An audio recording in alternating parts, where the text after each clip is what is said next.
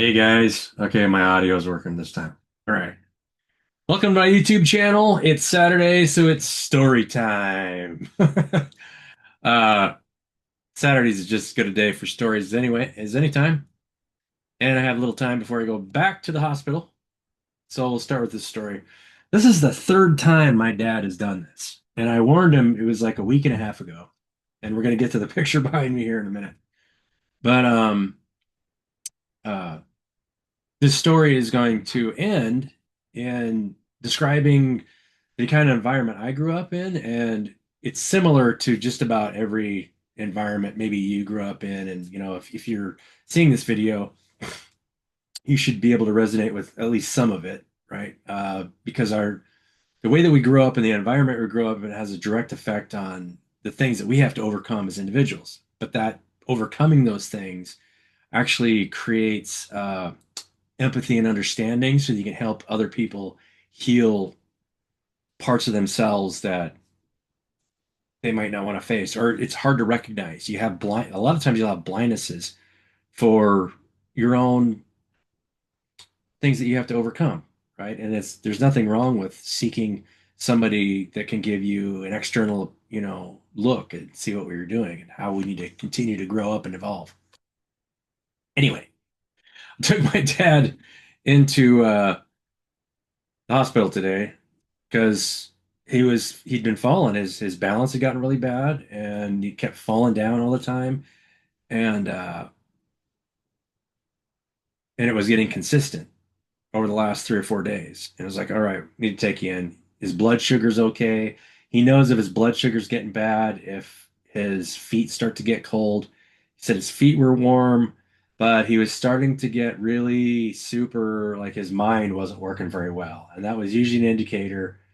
And you know, all three times I kind of ignored the signs, but he had low sodium again. So, for those of you that are not aware, if you let your sodium levels drop, your electrolyte levels drop to a certain level, your nervous system stops working very well. You lose your balance, you stop thinking clearly. My brother actually said when he was in the Air Force, they actually did this to him when he was in pararescue. He was in the Special Forces unit of the Air Force. And they do this to let you know what happens if you don't get enough salt. So they took two groups, and Ken said he was in the control group where they just chugged water and they didn't eat. They didn't drink any salt. And he said they drink like a gallon an hour. And he said within a couple hours, you start feeling drunk because you flush all the salt out of your body and your neurons stop communicating. And he said you start feeling woozy and you get stupid and it feels just like you're drunk. And then they slowly introduce salt. You can do that to young kids, it's not that big a deal. But as you get older, it's a lot harder on you.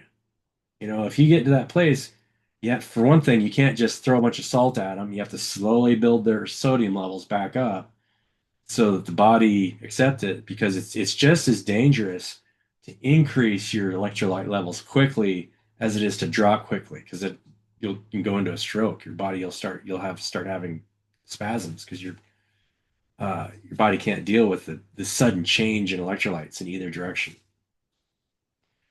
I got after him a week ago because I he had read somewhere and his balance was getting bad for whatever reason. Maybe it's the same issue.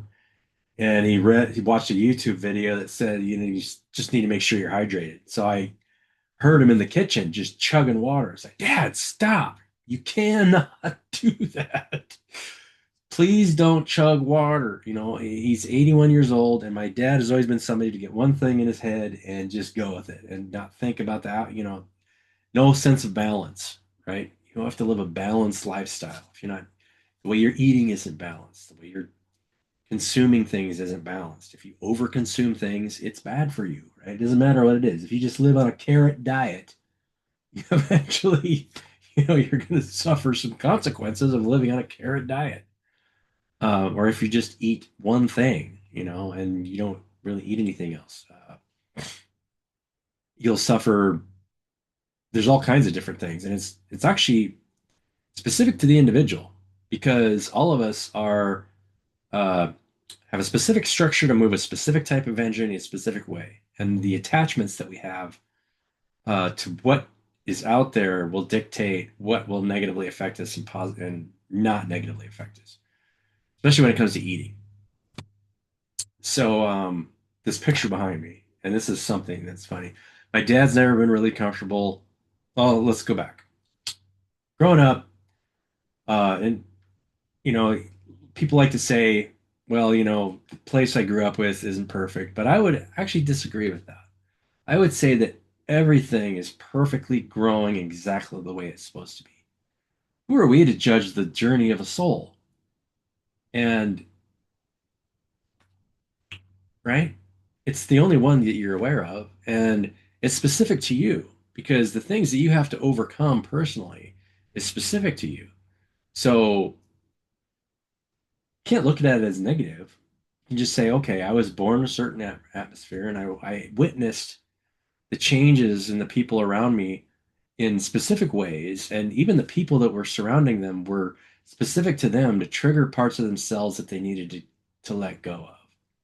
Negative thought forms that cause emotional attachments that create types of feeding on manifested reality that's unhealthy. Because the more that you feed on the things that are unconscious, the more that it pulls your heart back into unconsciousness.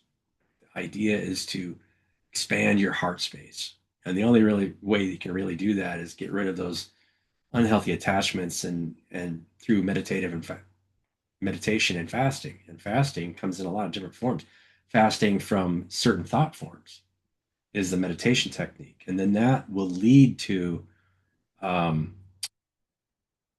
unhealthy emotional attachments to things, around you, and that's blocking your creative energy or actually the love that you're providing.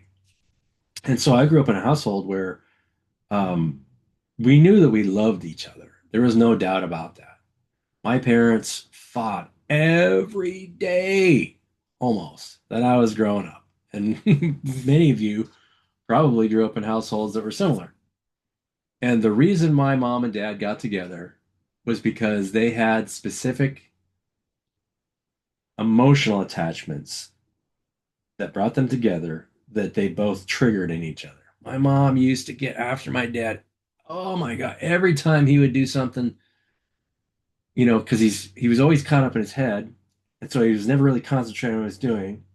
So he'd screw up, you know, going to the grocery store and getting, what my mom asked. And then, Billy, rah, rah, rah. So she would chew him out, you know, and not being patient with him. And then that would trigger the part of him that was really wanted to make himself, because he's always had that view of himself that he was not worth anything and that he was stupid and that he was, and my dad is none of those things. My dad is very smart. He just can't quiet his mind to focus on what's going on and really listen to what his emotions and the spirit are just trying to tell him. And one thing that I've always admired about my dad is uh, he just the fact that he was hard on himself kind of revealed us a part of him that was actually a little bit more blessed, understanding that whatever he went through and what it was always he always felt like it was his fault. And I believe all of us should kind of take that uh, thought process into our own saying, the things that we go through, the things that we experience are coming from our own heart. So if there's something that you feel about your surrounding or the people around you, if it doesn't feel good, then it's usually a mental block because everything is working together in harmony to become more whole. And we're just seeing a process that's, had its roots at the beginning of time. There's this waveform that creates growth cycles where it retracts and grows and retracts and grows. And as soon as it expands, it retracts again to take in everything that it's created so that it can create something new. Death and life and transformation is part of the growth cycle. We don't want to live in a world that doesn't change and grow. And the growth process is about pulling back just as much as it is expanding. You cannot have one without the other. Everything that comes from the center has to go back to the center. So you always have an expansion and a contraction, and it creates a vortex. So what I saw, I mean, my parents learned a lot from one another, and my dad learned a lot about himself when my mom died. Um, Shortly after my mom died, because he never believed in himself to do anything for himself, mom did all the cooking. Um, I bought this pie. It was just a frozen homemade pie from a local place that makes homemade pies right there in the shop. And then they freeze them, and then you take them home and just bake them. If you look at the picture closely, you'll see that it is still a frozen pie. The crust is still uncooked and it's still frozen. And if you look at the marks on the bottom of the tinfoil tray there, somebody had to hack into that thing pretty hard to cut it open. My dad had gotten into the freezer a few days before Thanksgiving. This was Thanksgiving like 2019 or 2018. Might have been the year right after mom died. I can't remember. Um, he cut a frozen piece of pie and put it in the microwave and ate it. And I went to go get the pie. It was the day before Thanksgiving. I pulled the pie out and I looked at it. I was like, what? It was frozen and had a chunk cut out. I was like, and it took me about 5 seconds. As I was like, oh my gosh, can't believe he did that. It was so gross, right? Eating a raw frozen pie out of a piece of raw frozen pie out of the freezer. My dad, so for that reason, he kind of was always in fight or flight syndrome and survival mode. So it didn't matter what you put in front of his face, he'd eat it. Thought really didn't even think about. I mean, it was like his mind never processed what he was actually tasting. And so when you're not um, in tune with the body and the emotional states of what you're going through, feel what's going on around you, especially most of it is just projected emotional states.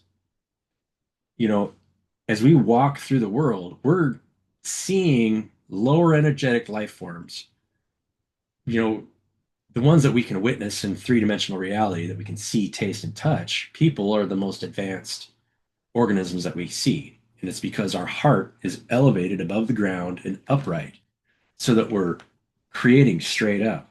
There isn't another animal that does that, where you're actually, its heart is positioned so that you're creating straight up. All the other animals and stuff out there, I've talked about this before, are down on all fours, close to the ground, because they're pulling energy, from their roots constantly. They're never creating from a higher state to keep pulling their heart space up. Because when you can see everything from a higher perspective, you'll see that everything is just growing and expanding and contracting. And so it naturally pulls your heart up. It lifts your state of being. That's how you fall into unconditional love for everyone around you. And so you become a source, a grounding source for everybody when you're in pure acceptance of yourself and everybody else. And you start to let go of, it's a process of letting go of emotional attachments of things that you see that's just, on the bottom. So we're going through this evolutionary process. But so that was my dad's story. And my dad still has a hard time listening to his body to feel what it needs. And so he gets himself in trouble like this, right? I mean, you can't just chug water and then it makes you feel bad and chug more. It just doesn't work for you. If what you're doing to yourself feels bad, don't do it. It's that simple. If it feels bad to think negatively about somebody, why? Think about, why am I thinking negatively about it? And it's always a source of yourself, because we're all in a growth cycle and the growth cycle is infinite. You can increase the growth cycle by knowing certain things, and it's just a process of letting go, because the essence of everything you see, even ourselves, is exactly the same. It's all coming from source, and it's a structure within a field.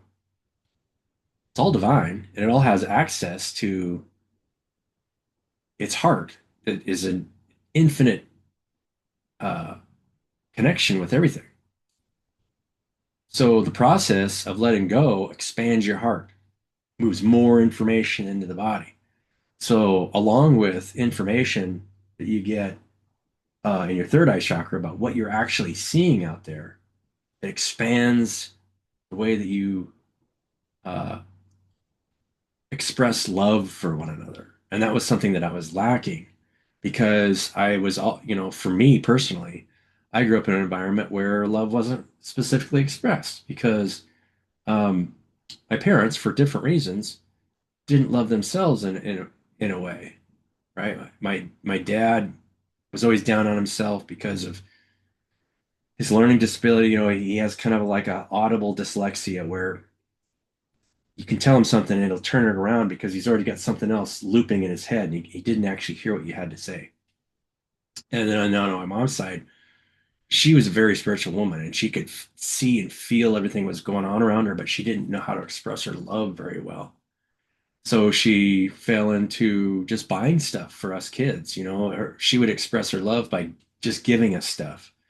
And then she made over 1,000 quilts in her life. She had an amazing ability to kind of to make something always unique. None of them were identical, but she would meet somebody and say, "Oh, I think I have the right blanket for you." And they'd be like, "Oh, wow, this is exactly." And people would always say, "This is amazing. How did you know that this is what I would like?" The colors, the patterns, all that stuff. And she just had a natural talent for that. But because she had a hard time expressing her love vocally from the heart, the mouth speaks. It created emotional attachments that ended up in eating, uh, manifested in bad eating habits and a clogging of the her thyroid, and her drainage system in her body, and eventually that turns into tumors, and that's what happened to my mom. Um, there are a lot of healing modalities out there, and we can heal the body, but if we don't teach how to heal the self, how good does it do to heal somebody's body if they're just going to fall back into it? There's a confliction there. And this goes back to kind of the story of Jesus, right? I mean, he somebody that could heal anybody physically, but he he understood this, which is why he was teaching that way. And let go of because any kind of external attachment, money specifically, will pull you into a negative state. And I'm going to talk about money here just for a second because money money can't buy happiness. And some people, I just watched a video where somebody said, "Well, I can't tend to argue. I think money can as long as you spend it the right way." It's like, well, can it? Well, I mean, if you're giving money to children who can't eat, that's fulfilling in and of itself.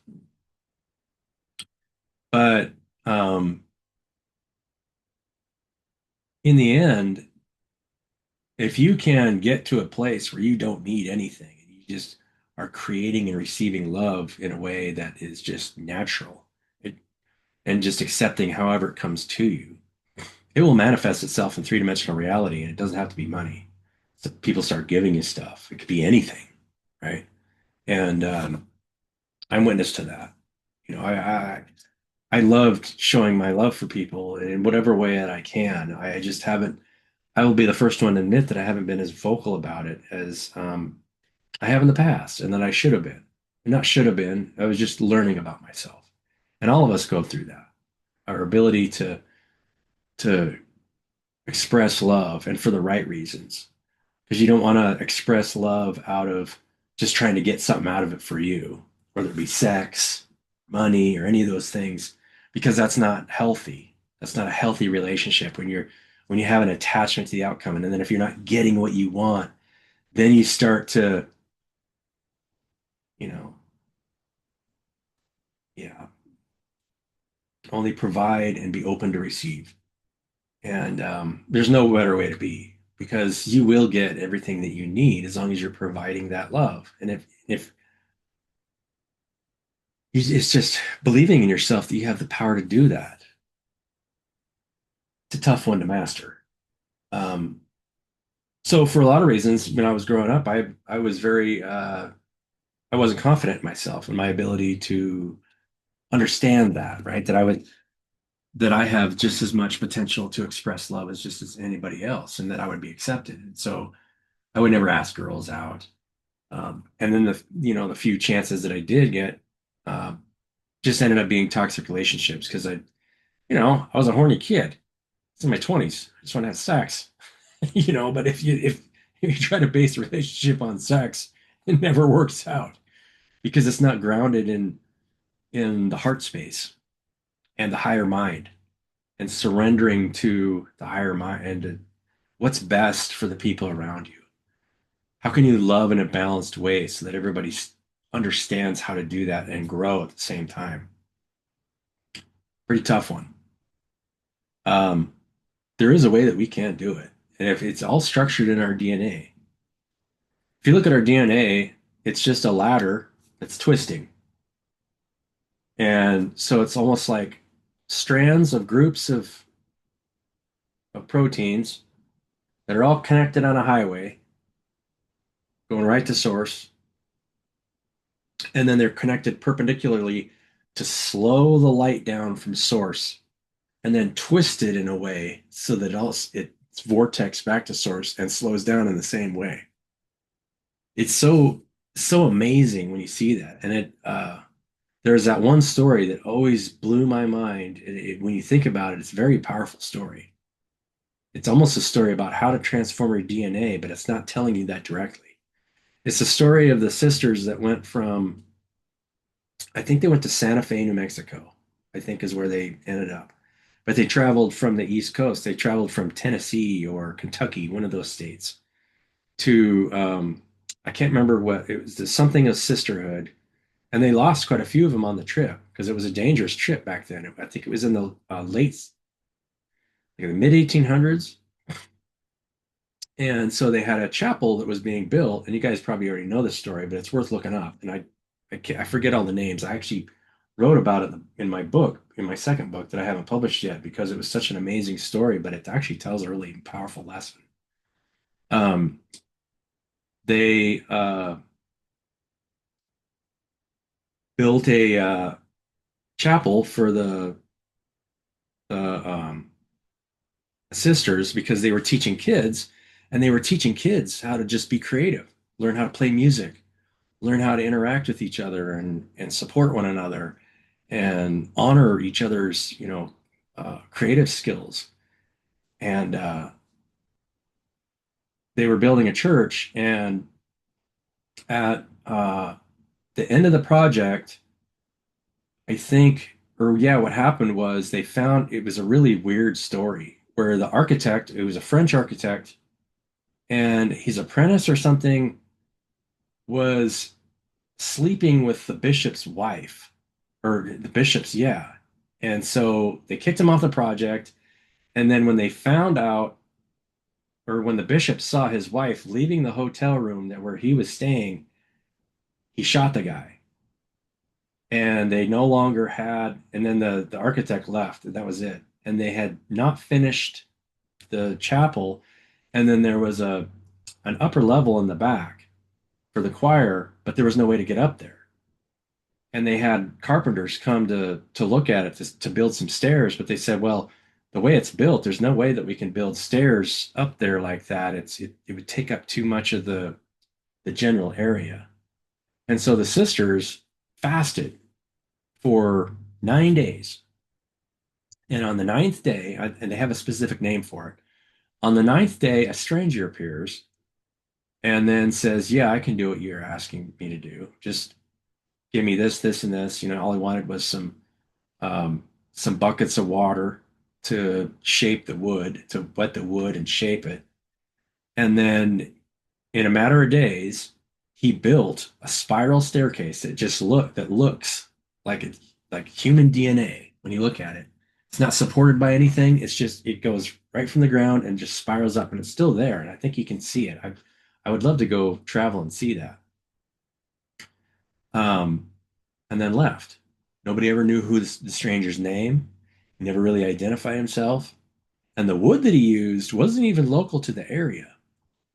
They started checking in the local lumber yard, say, hey, did somebody come and they're like, no, we didn't interact with anybody. Total mystery. But it shows not only the power of manifestation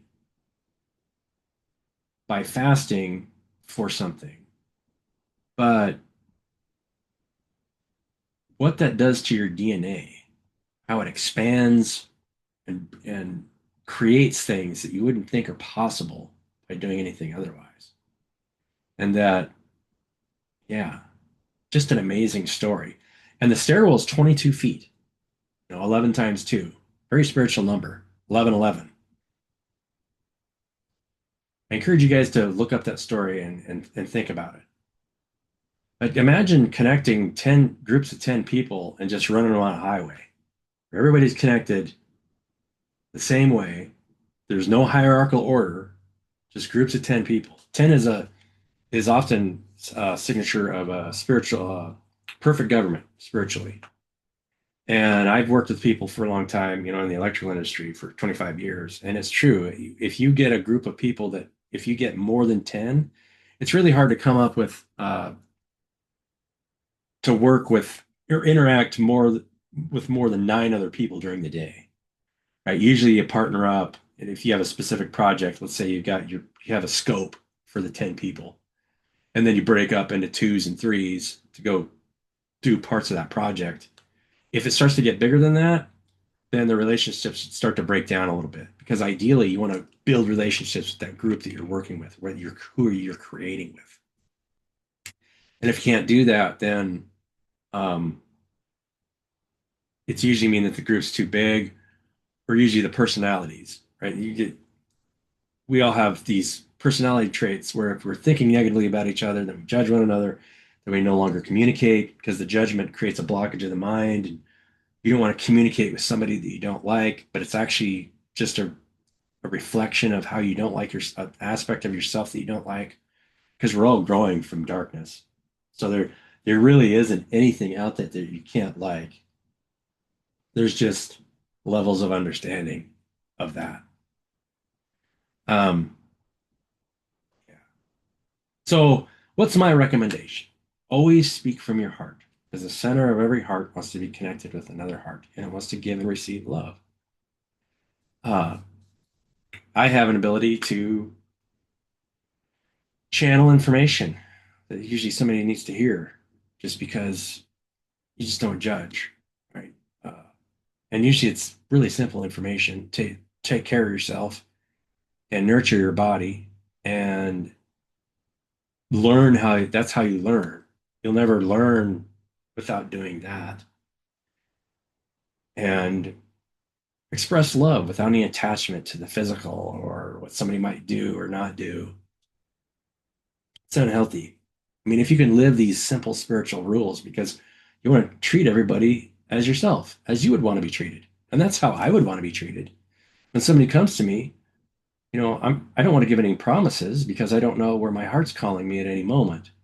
But we can always enjoy the moment together and express our love for one another, not beat each other up or put each other down, because all those are just judgments of the mind that create blockages for growth of the heart. And the infinite creative potential of the heart. Not only love, but the infinite creative potential, the healing ability of the body, the potential to create what we all want to experience together. But then if you have an attachment, say, well, this is mine, and I don't want to share it with anybody because I don't like them or something like that, that's kind of a negative. You just don't falling into that negative attachment. Now you still have to have boundaries to make sure that you're to give people what they need when they need it. And you don't want to give everybody everything before they can share it. Because if they can't share it, they're just hoarding it, then you're kind of screwing the process. You're trying to create something that's not going to work. So, yeah, it's all in the boundaries of how we live and love one another and create together. And it's bound up in natural law. Anyway, I wanted to get to this story because I was trying to put this picture for the my live video that I did. What's today? Yeah, yesterday. And as you guys saw, I just had to go in another direction because I couldn't get OBS to connect with my YouTube account. Because so for you creators out there, guys already might know this, but if you create a live account on YouTube or a live broadcast on YouTube and you select webcam, you can't use streaming software later to stream to that platform. You have to use your webcam. You have to select streaming software from the beginning, and then that'll allow you to stream to other platforms. So I can stream, so you can stream to Facebook or Instagram or wherever you want to stream to, LinkedIn, and then that enables you to do that. OBS is a really great tool, a free, probably one of the best free streaming tools that has ever been built because there's a lot of people that put energy into OBS to make OBS work. Gamers use it a lot because they can stream on Twitch and YouTube at the same time, and they do that pretty often because a lot of people watch YouTube, but not as many people watch Twitch, I guess. I don't know. Anyway, love you guys. I just want to tell you the simple story. Self-awareness is an amazing thing, and we grow in parts of ourselves to become more self-aware, to be able to understand how to give our love without um, in a way that is right for the person in front of us. Nobody ever, there's no cookie cutter. That's why using your mind doesn't work. The heart will give what it needs to give to the person in front of you in the way it needs to be received, as long as you can get out of your head. Because you're breaking through barriers in that heart by doing so.